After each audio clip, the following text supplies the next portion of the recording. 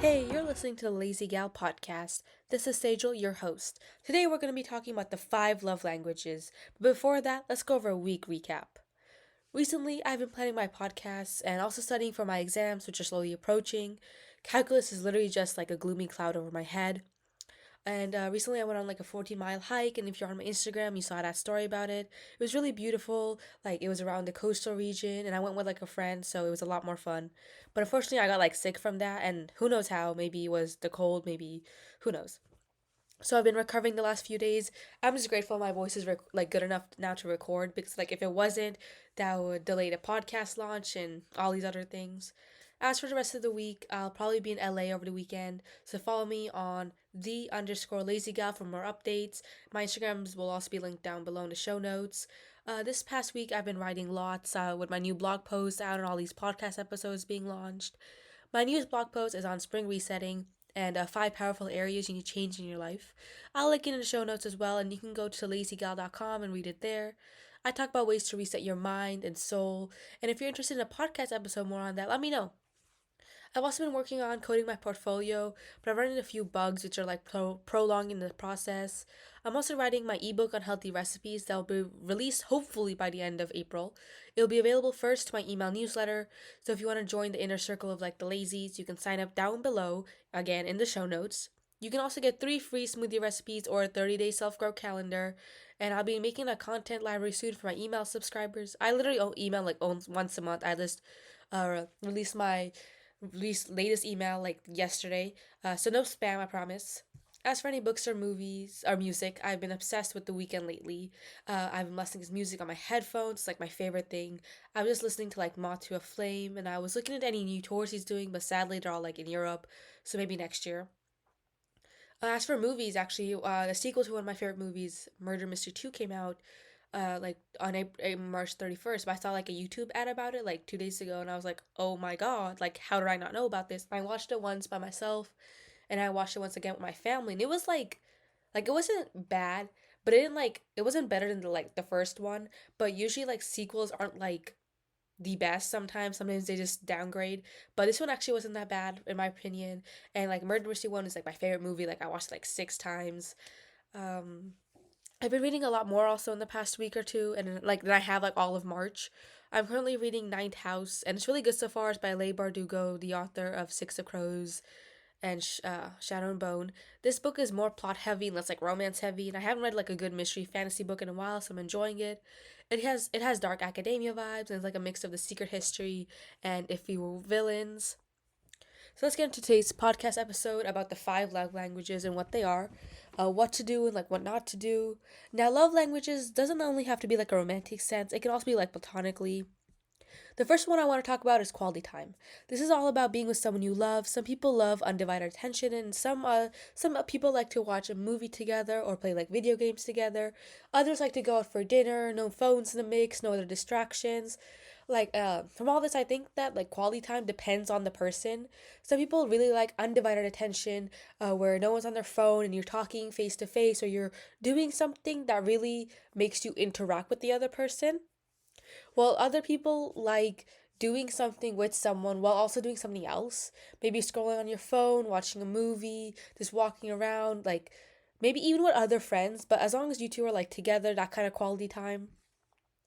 But I feel like no matter what type of like quality time that you like, it's the biggest part is being intentional about it. Like it's less of just being with someone and more of wanting to be with someone. If you know someone has quality time as a love language, then ask them where they want to hang out and how, what do they want to do.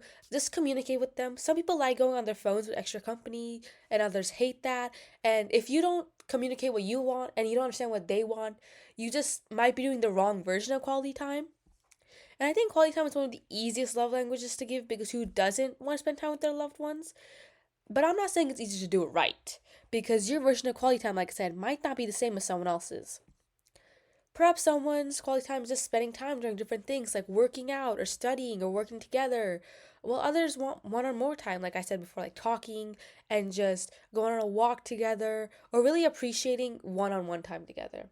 So, what do you do when someone has quality time as a love language? You can ask them, where do you want to go? What do you want to go?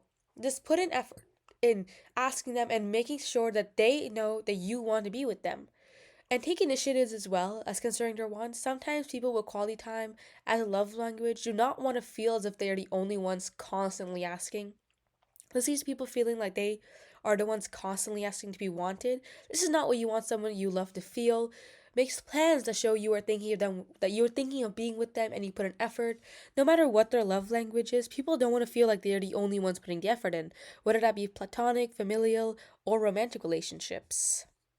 Some things not to do are don't make the other person feel like they're the second or third choice. Like, for example, if you were hanging out with them, like you had plans to hang out with them, like after like an event or something, and then your friends hit you up and they're like, hey, you want to go out for like dinner or something?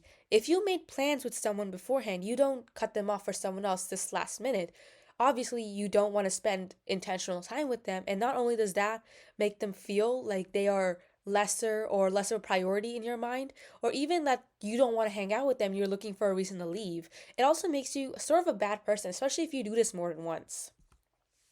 And other things not to do are not reaching out and trying to form a deeper connection with someone. Just like ask them, especially someone you love a lot, that you just ask them once or twice, like, hey, do you want to like go after school to the mall, or do you want to like go out to eat?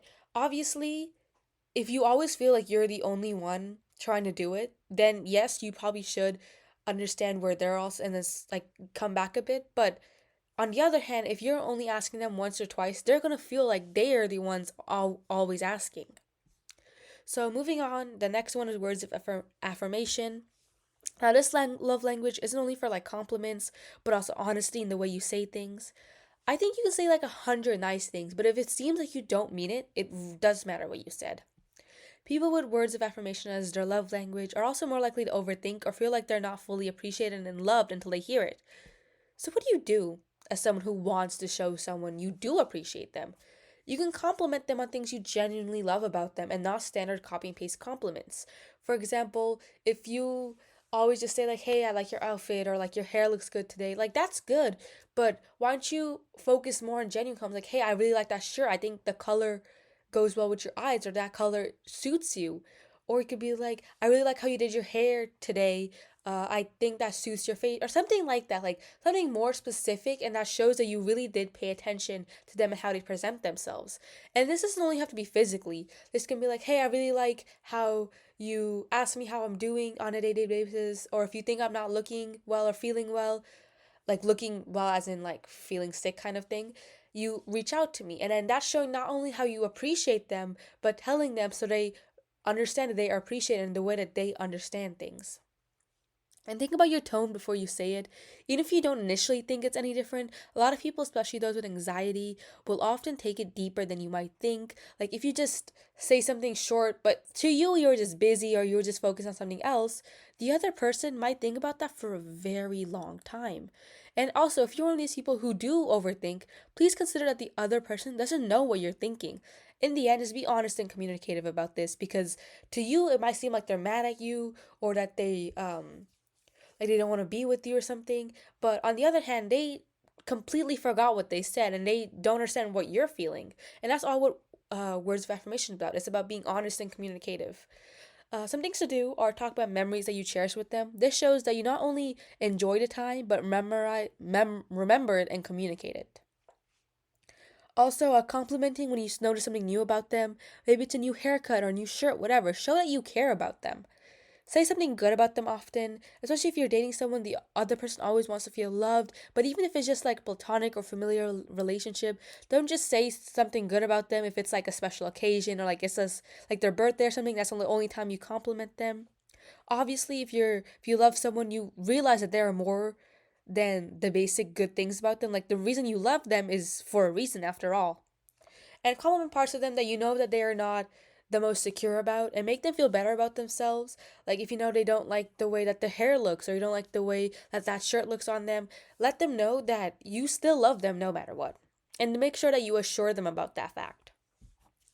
Some things not to do, like I said, are like to do it only when it's a special occasion or when you want something. For example, you only compliment them when they dress up. This will lead to people like always feeling like they only look good when they're dressed up, or like backhanded compliments or comments that make them like second guess, like, "Oh, your hair looks good today, I guess," or something that's manipulatively there that makes them only want to act a certain way for you. But obviously, if you love someone, you let them act how they want to act and like look how they want to look. A never giving assurance, even if it's for something that you consider is like not a big deal, but that's not always the case for them. Like if they didn't really like the way they looked in this particular dress and that you knew that but you didn't really express the fact that you think they look good or expressing the fact your opinion about it, even for you you're like, oh, it's no big deal, like it's just a dress. For them, they really want to know your opinion on it because when you care about someone, you also care about their opinions most of the time. And also, something not to do is not asking them to be honest or ask about things straight up. Lacking communication is like a big factor in relationships that often lead to fights or something. And words of affirmation is big on communication. Literally, you're telling them things. So just keep that in mind. So next one is gift giving. Now gift giving isn't like big or grand. It can just be like small things that remind you of them. Like those are like good ideas to think about.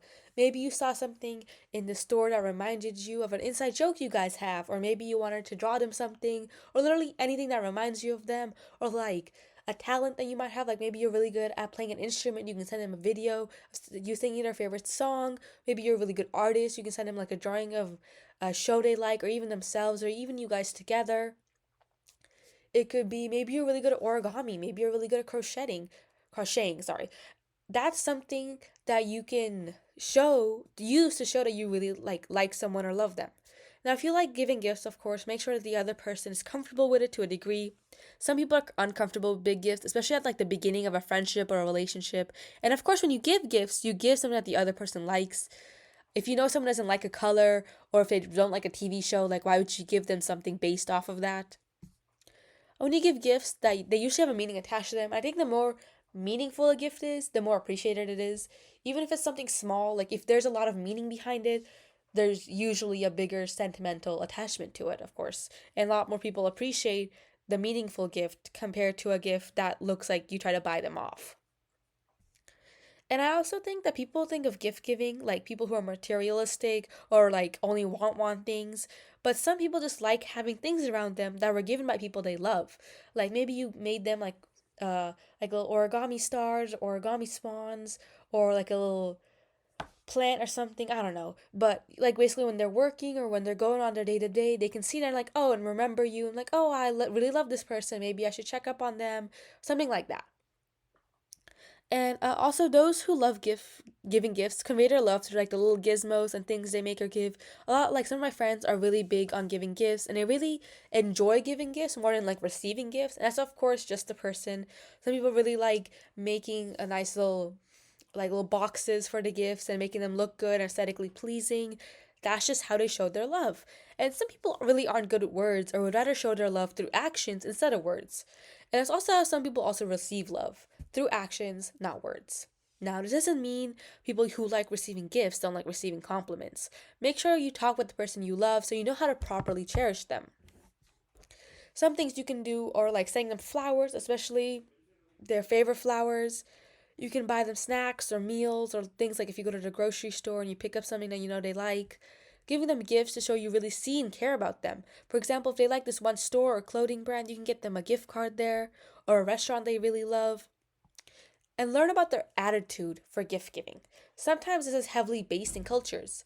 In some cultures, gift giving is considered a norm or tradition, but in some other cultures, this is not the case. Always communicate. Because, for example, if in your culture or like in your upbringing, you guys tended to give gifts a lot, maybe not even for like Christmas or stuff like that, just in general, but the person that like your friend or someone you're dating, they never did that. Like they never were big on gifts. So when you give them a big gift, it seems like they have to give something back to you or like it might make them feel uncomfortable. And you obviously being brought up seeing that as a norm or tradition don't understand that or you don't know till they tell you.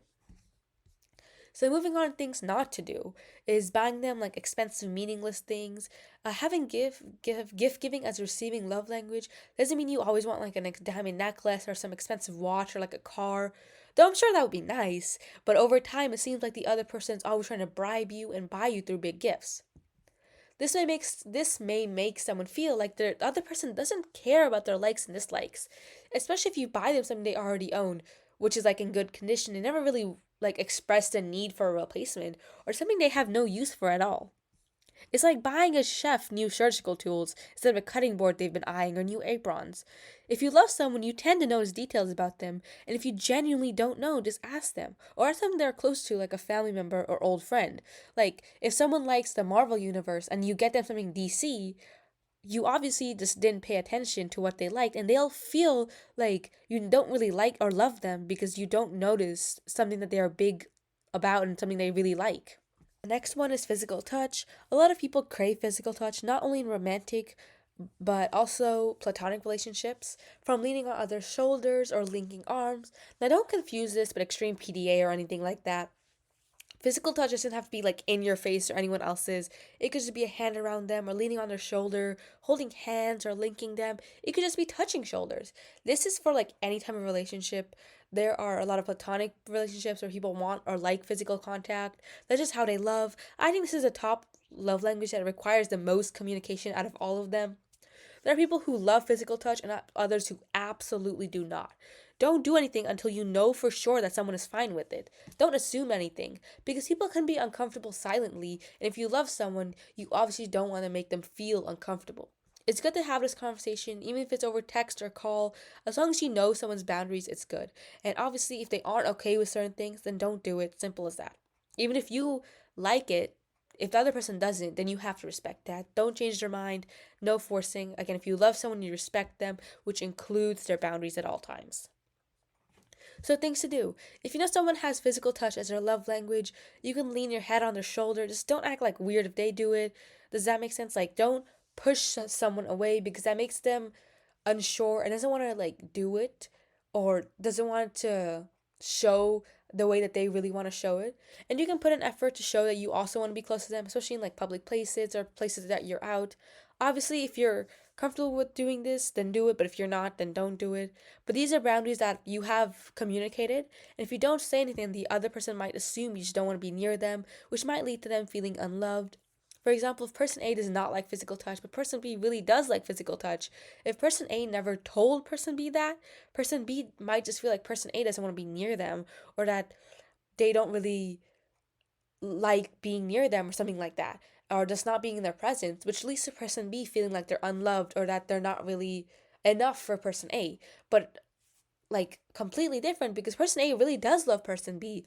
It's just they don't like love language. Maybe they like quality time, but or maybe they like gift giving, but person B doesn't know that. So communication is completely the way to go for this. This love language is hard to talk about generally because everyone is different. Like I said, there's a spectrum for this. Just ask the other person. If you love someone, you should be also willing to communicate well. Now, things not to do. Don't push something. Don't push something they don't want. Like if someone has conveyed to you they don't like linking or they don't even like holding hands or something, or they like prefer linking arms, or if they don't like, I don't know, like just being close, don't do it. Like some people just may have gone through something in the past that will get like brought up and they don't want that brought up, and obviously you don't know that. And again, it's not like you're right that you have to know. If someone doesn't want to tell you, they don't have to tell you. They just have to tell you, don't do it. They don't have to tell you the backstory about that because they don't owe you that backstory. And also, on the other hand, don't push someone away without properly saying why not. Like, if someone's leaning your head around the shoulder, don't like scream or push them away or like just shrug your shoulder kind of thing. The other person's gonna feel like horrible. And if they don't know beforehand that you don't like it, they're not gonna they're gonna think even worse things, like how you maybe just don't love them anymore or something like that, and overthink it and get really bad anxiety about that. So just stop that at the source by saying, hey, like this is not what I want to do right now. I'm feeling maybe like overwhelmed or something. I just want to have like my own kind of personal space. And of course, like that's your right. Like you can set that boundary, but don't not tell someone that. And also, another huge thing is don't use it against them. Don't sit next to them only when you want them to act a certain way or hold their hand only when you want something. This is also true for like all of the love languages. Don't only give them something big because you want something. Don't only give them compliments because you think you want them to act or look a certain way. Don't use their vulnerability against them. Like that's it. That's like the whole thing in a short sentence. Just don't use their vulnerability against them. Because that's what you do when you love someone. You respect them. Another thing not to do is failing to communicate, which I've said like a lot. Just tell the other person what you like and what you don't like. It'll save you so much emotion, so much anxiety, so much overthinking. And the last one is acts of service. Now, this love language isn't totally based on chores or anything. You don't have to be their mother. You should not be their mother. You just have to show that you love them by being attentive and wanting to do things for them. Most people have this as a giving language because they like to help their partner. And if you like it when your partner helps you, you tell them. Again, this goes for all love languages. If your partner, friend doesn't know how you give and receive adoration or love, how will they know? I think this mistake is also heavily based in the if they wanted to, they would. Now, I'm not saying you have to constantly put an effort or ask them. Of course, someone you love will be attentive to you and care about you and see things that you appreciate versus things that you don't. No one wants to be the only one asking their friend to hang out or their significant other to go places. No one wants to be the only one setting up group hangouts because over time you realize like it's not worth it because you deserve people who want to be in your life. Again, this goes back to my last episode on choosing peace, that to be in your life should be considered a privilege, not a right. So, but of course, if you don't ever say you want it, even if it seems common sense to you, like how will the other person ever know? Like if you never say, hey, so things to do are is if they mention they have to pick up something from the store, offer to do it instead. Thoughtful gestures like watering their plants or cooking them a meal. Other things might be refilling their water bottle or reminding them about something, maybe setting an alarm for something, having their calendar also kind of linked to your calendar. Just things that show that you want to be part of the life. And if you have acts of service as a receiving love language, show that you appreciate what they're doing. And if you have it as a giving language, make sure that you know their boundaries. Some people don't appreciate big gestures or get uncomfortable with it, and others love it. I have a guest blog post on this on 10 simple ways to show someone that you love them, and I can link it down in the show notes too. Just check it out. So like if you have it as a receiving love language to show that you like really appreciate someone, you can write them a card, let them know in person. I think this one kind of goes well with words of affirmation by showing that you appreciate it. And this kind of goes well for everything. Like if you get nervous kind of saying it, or like you know what I'm saying, like if you just don't have that talking that you really like doing with someone, write it down. Write it as a little cute little note or something. And what not to do. Don't only do something for them when you want them to stop being like bad, quote unquote, or do it out of guilt. These love languages are built on intentional actions. And if you're not genuine about it, it doesn't matter what you're doing. And if you have it as a receiving language, don't go asking someone every time and say, "Oh, it's my love language, like you have to do it." Someone you love isn't your like fetcher. They don't have to cater to every whim of yours. Over time, people are going to realize that you're just using them for something. And again, love languages, keyword being love. You love someone, you don't do it to them. Like, don't treat them like your caretaker. No one has to do your laundry, cook your meals, or pick up things for you. These are all things not to do as someone who receives them. But when, again, expanding more on someone who has as a giving language, acts of service, don't do things that they explicitly told you they don't feel comfortable about you doing. That's again with the whole consent communication thing, just putting it out there. So these are the 5 love languages. I hope you guys like this episode. I think it's like around the same time as my last episode, around 25 minutes. I think that's like the sweet little chunk of time for most of my like podcast episodes. Probably 25 to 30 minutes. As for all the things I mentioned in this episode, the links are down below in the show notes. I don't know how many times I've been saying show notes, but they're all there. From my new spring reset post to my free 30-day self-growth calendar freebie to my guest post on 10 simple ways to show love. I also have my Instagram and other socials linked there. Please follow me and let me know what you think about this episode. My link tree will always be in the show notes. I recently redid it and I think it's a lot more aesthetically pleasing now. More of that sage green vibe coming through. Let me know what you think about this again on Instagram, and please tag me in your stories if you share this episode. Just take a screenshot, share it on your stories, and tag me. I will repost it. So thank you for listening. See you another time, guys.